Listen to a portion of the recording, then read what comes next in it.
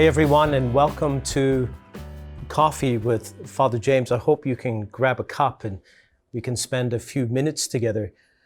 It's been quite a week. This is the beginning of my third week in the parish, and honestly, it feels like I've been around longer. I had my third weekend of masses, and I'm starting to recognize faces.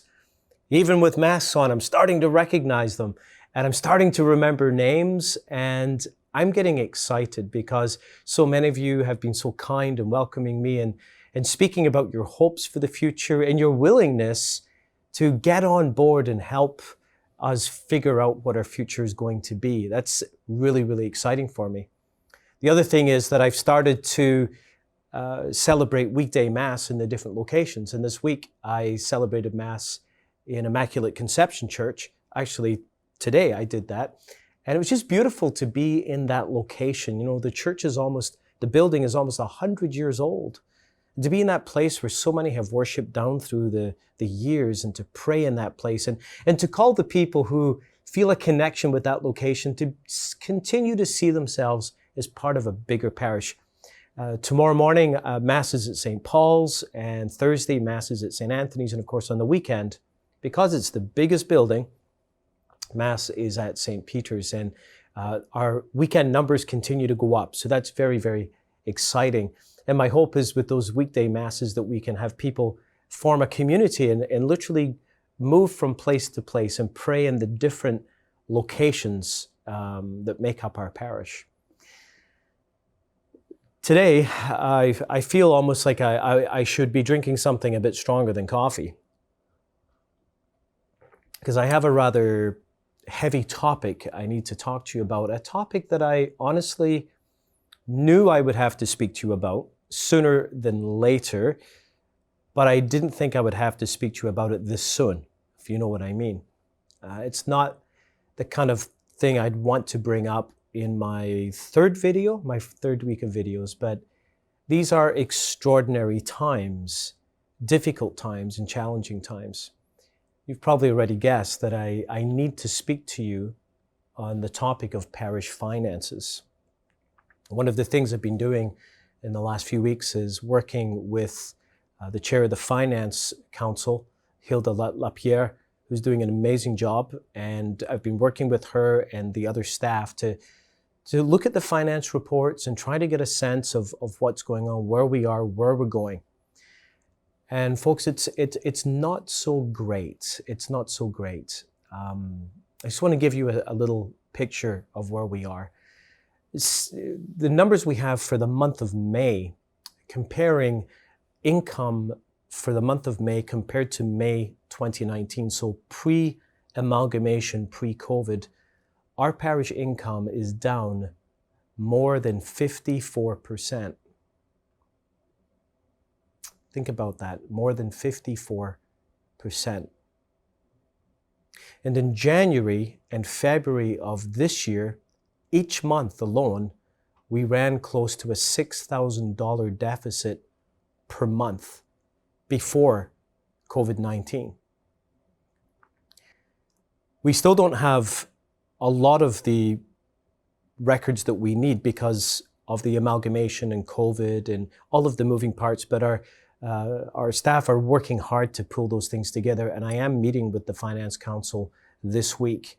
And I'm asking them to prepare a forecast to the end of the year. And also, I'm anxious to prepare for you a summary and a report so that you can see where we are financially.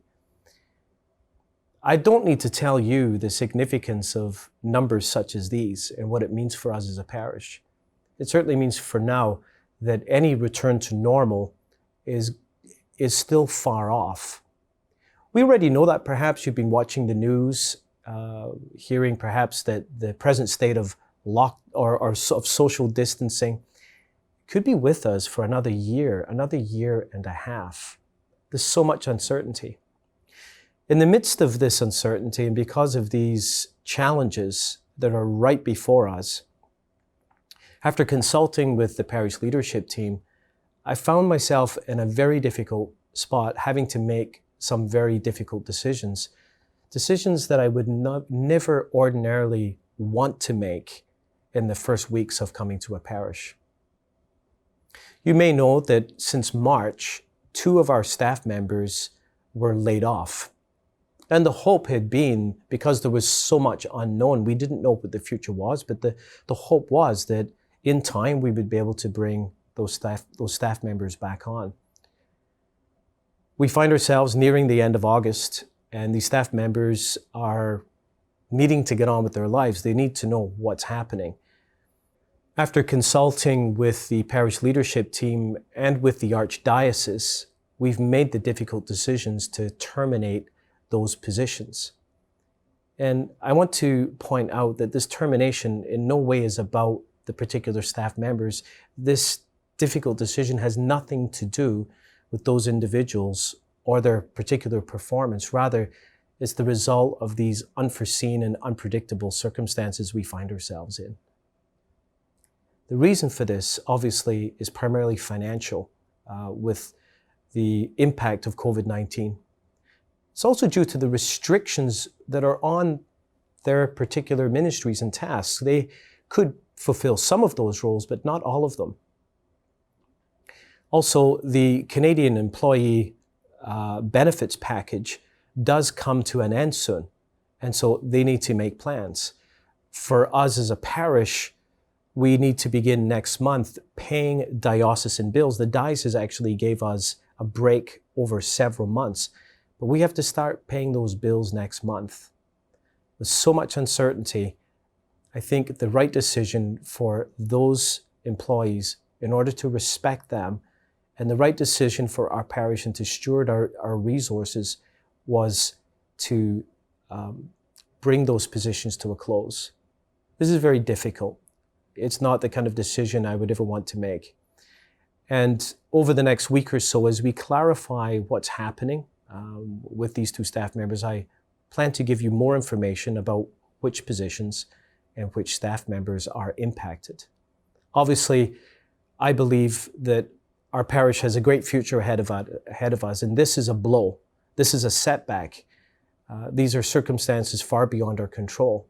However, we may be down, but we're not out.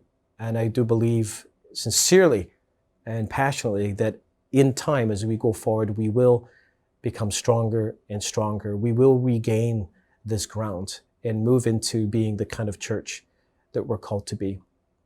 In the meantime, please pray for our staff. Please pray for the staff that we had to have this difficult conversation with in the past week. And let's continue to keep our eyes on the Lord as we go forward together. I hope this news didn't put you off your coffee, and I hope it won't put you off coffee with me next week. God bless you.